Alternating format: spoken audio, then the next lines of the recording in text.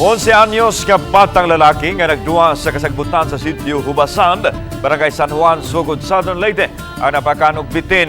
Pipila ka oras, namatay kini. Ang detalye sa report ni Femari Dumamo. Kini si Johnson Coyno, kamanghuran sa 7 ka magsuon kinsa pagulagway sa mga igsuon nga iguraon tangga duwa niadtong Sabado, Agosto 5 diha sa Kalibunan sa Barangay San Juan, Sugod, Southern Leyte. Sa dihang kalit lang kini nga napaakan og bitin, wao sa basuta sa pamilya kun unsa nga klase nga halas ang nakapaak. Itang gituol.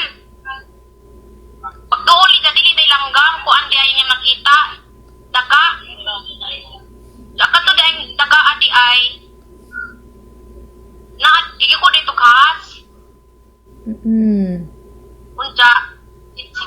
Johnson man lagi ang nagkuan lagi nakaingon tani sa has nga.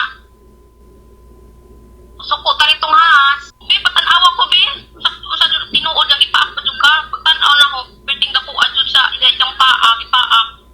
Ya, na istorya po ta dyan ako ang giingnan nga sa may mong gibati okay ra ba ka? Ingon siya nga okay ra man, wa mo kuno. Sa pagtataw di ko ra kalakang ingon na siya nga. Nanglain ako ng bidang dughan. Gidali nila pagdala sa Sugod District Hospital ang bata, dihang mireklamo na kini nga maglisod sa pagginawa. Apan kay way anti-venom medicine ang tambalanan, dadun pa unta siya sa Tacloban City. Apan samtang nagbiyahe, nakabsan yun kini sa kinabuhi. Sa iyang death certificate, cardiorespiratory arrest secondary to snake bite ang hinungdan sa kamatayon sa bata. Ang mga igsunog inahan sa bata di pa makadawat sa kamatayon ni ini.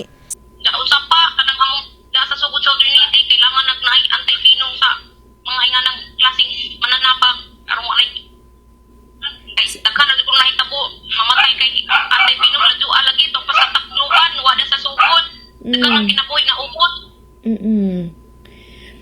Karon na saksi na dugong isuon. Samtang tungod sa kalisod sa pamilya, nanawagan og tabang pinansyal ilabi na sa pagpalubong sa bata. Kikatakda nga ilubong ang bata karong Huwebes. Panawagan sa pamilya sa biktima sa kagamhanan nga unta adunay mga anti-venom medicine bisan sa mga district hospital. Hinuon matod sa DSWD8 nga gihikay na nila karong adlaw ang tabang pinansyal nga ipadangat ngadto sa pamilya. Samtang anay tambag sa usa ka doktor sa publiko sa first aid nga himuon kun mapaakan og halas. First aid yun na naman snake bite. So after mapakan, palingkuro na siya or paigdaon.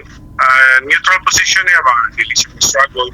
So once makalihig na siya or makalingkod siya, hugasan lang to ang iyang samad, pinaka ng soap and water, then butangan siguro antiseptic. Kung na-dollar siya sa hospital, then dalo na siya sa hospital. Uban ni Godfrey Rilien, Femari Dumabok. Balitang Bisdak.